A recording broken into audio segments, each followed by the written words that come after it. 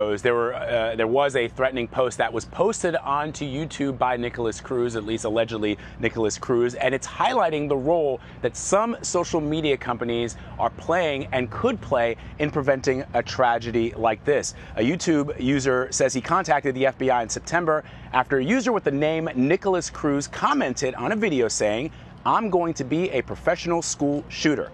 The FBI says it investigated but was unable to identify the person behind the post. YouTube removed it. Now, Cruz also posted several images of weapons on Instagram. An Instagram spokesperson said, quote, "There is absolutely no place on our platforms for people who commit such horrendous acts.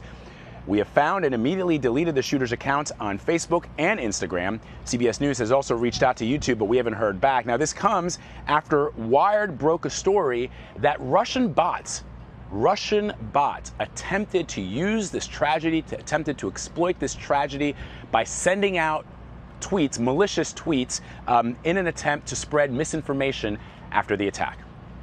CBS News contributor Nick Thompson is joining me live from San Francisco. He's also the editor-in-chief of Wired. They broke this story. Nick, thank you so much for joining me.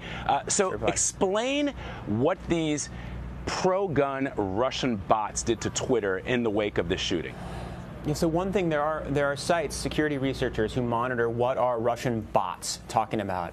And it seems like right after this horrible shooting, what the bots were doing is they were getting in the conversation and they were trying to inflame Americans. And that is what Russian Twitter bots do. So they were, for example, resharing articles that question studies about the importance of gun control. They were basically taking a radical pro-gun position in this debate. Now, were they doing that because they actually don't want gun control in America? I doubt it. I doubt they have a policy on gun control. I think they were doing it just to make Americans angry at each other and also to get attention so that when they do push the policies they really care about, they have more followers. But it's disgusting. Russian bots getting in to inflame us after a high school shooting. It's one of those things you read about and you think, oh my God, how can this be happening? Yeah, and so what is the responsibility of companies like Twitter, for example, when it comes to this type of content? If they know this is happening, if they know that the goal is to sow dissent in our country, why aren't they doing anything about it? Well, there are two reasons why they're not doing much about it. Number one is that it's relatively hard, right?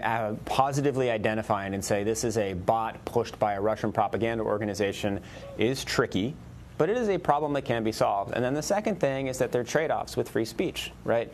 You don't want Twitter knocking out anonymous accounts without clearing a certain threshold. And in fact, Twitter very much from the very beginning was set up to be a free speech platform, right? You do want people to have the capacity to say what they want and to say it anonymously.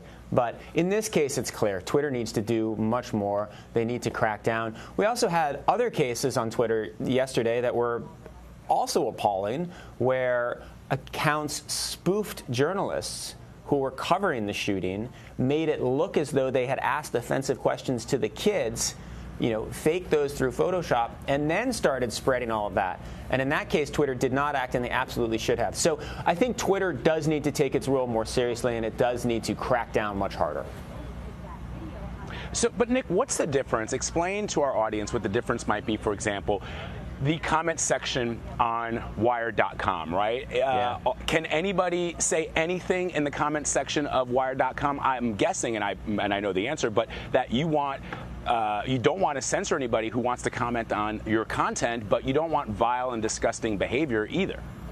Right. We don't want vile and disgusting behavior. Again, we have a similar problem that Twitter does, which is how do you monitor it all? And we have a much lower level of comments. I mean, so that's a similarity. A difference is the difference between a publisher and a platform, right? And so we are a publisher, and everything that we publish, and in fact the comments to a lesser degree, we have a sort of a legal responsibility for and an ethical responsibility for, and we take great care to deal with. And so a publisher has to really care about truth and not truth. So you go in and you change things.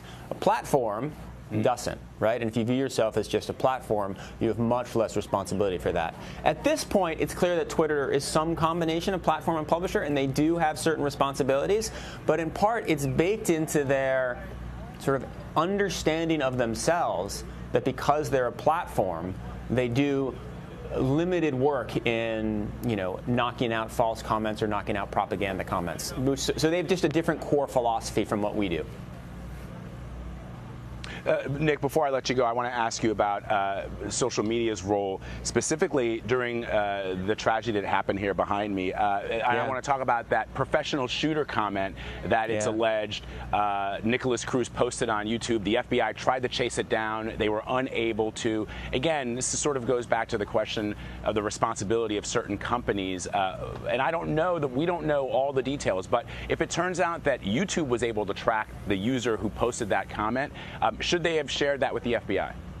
Yeah, so if YouTube had been able to track the IP address, the location, other information, tie it into user browsing history, that should have been sent to the FBI. It would have, in fact, cleared the threshold, right? YouTube has a threshold that if a comment suggests that the user might be about to kidnap or cause physical harm, it can report it to law enforcement. It doesn't like to report stuff to law enforcement for obvious reasons. It cares about its users' privacy. There's somewhat antagonistic relationship between social media companies and law enforcement, but YouTube does very specifically state that. It seems, and again, there are a bunch of unknowns, so we don't know what happened. It seems as though what may have happened is that YouTube just deleted the comment, because they're cleaning up its platform. They do lots of stuff. And in fact, it seems, though again we don't know for sure, that the reason the FBI wasn't able to track it was perhaps because when the comment was deleted, they didn't have all the information they would have had about it. They just had the screenshot that they were sent. They didn't actually have the ability to click on the user's name and see what else they had said. So